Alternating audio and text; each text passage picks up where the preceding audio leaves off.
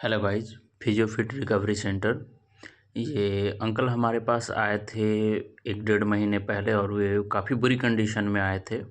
इनका slip disc का problem था और इन्हें चलने में नॉर्मली खड़े होने में बाइक चलाने में सब में इनको बहुत दिक्कत हो रही थी। ये बेड रिडन हो चुके थे।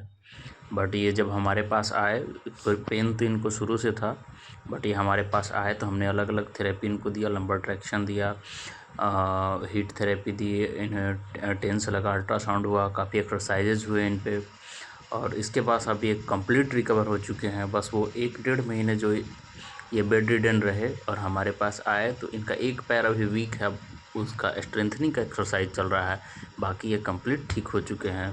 तो फिजियोथेरेपी बहुत हेल्प करता है लोगों को। लोग फिजियोथेरेपी कराते नहीं हैं, डॉक्टर के पास जाते हैं, दवा खाते हैं, सीधा सर्जरी की ओर जाते हैं। मैं आपको कहूँगा एक बार आप फिजियोथेरेपी की ओर ज़रूर आइए। Thank you.